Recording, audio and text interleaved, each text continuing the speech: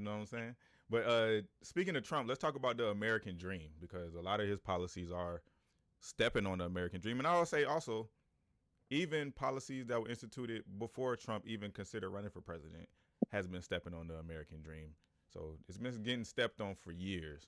And the traditional American dream, home ownership, higher education, financial security, and retirement is increasingly unattainable for many middle class Americans. Rising costs, stagnant wages, and economic instability have made it harder to achieve milestones that were once considered standard. Key aspects such as affording a home, paying for college without crippling debt, securing a comfortable retirement, and even managing basic expenses like groceries and transportation are slipping out of reach for many. While the dream isn't entirely dead, it now requires more sacrifice, strategic planning, and financial discipline than ever before.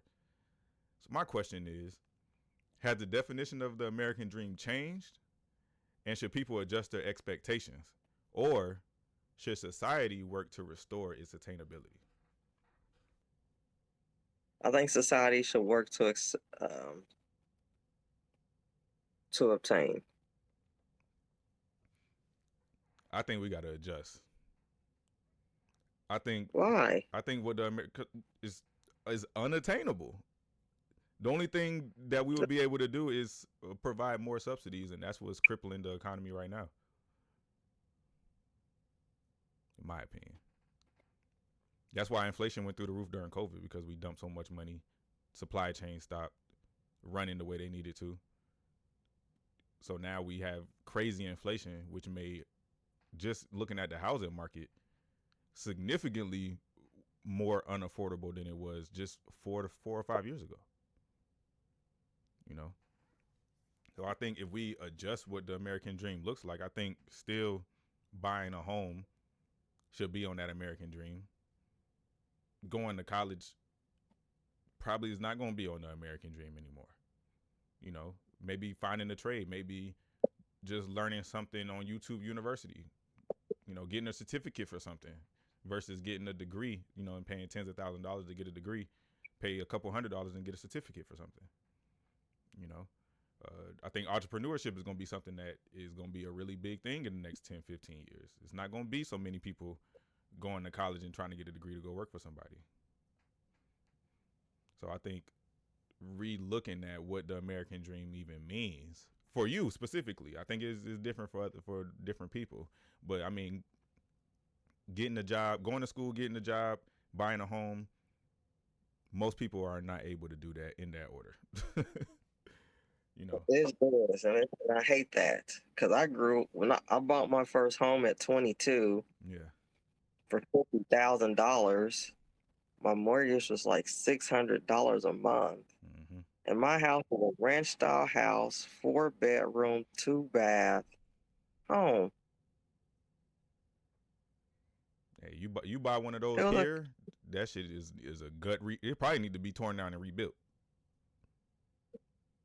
Oh no, that house right now is probably 150,000, 250. That was in Kansas City. Yeah, yeah. Yeah, that house probably 175,000 dollars now.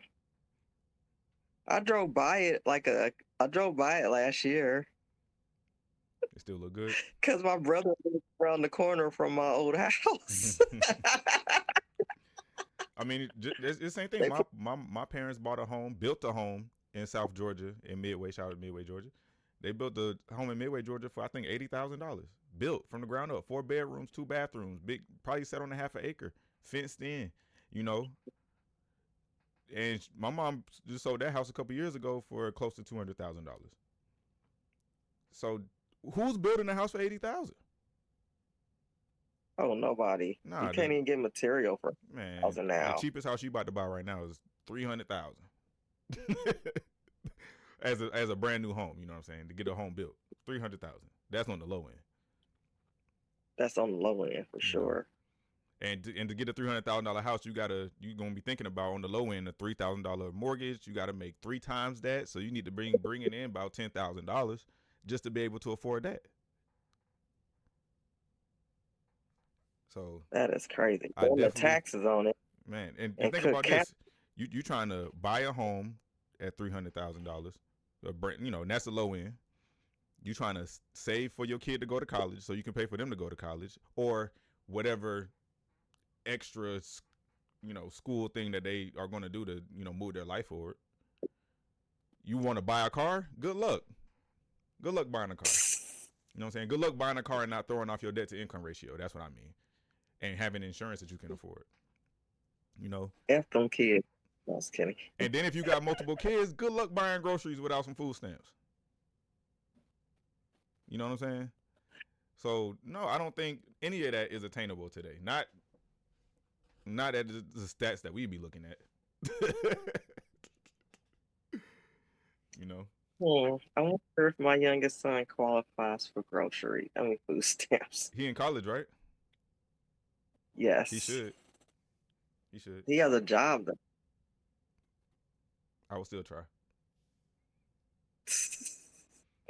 I've been trying to get food stamps since I had a kid. They ain't gave me. The only time I got some food stamps was when during COVID, when they was just giving out food. They were just giving cards away to any kid, And I don't even consider that food stamps. It was like $70 for the whole summer.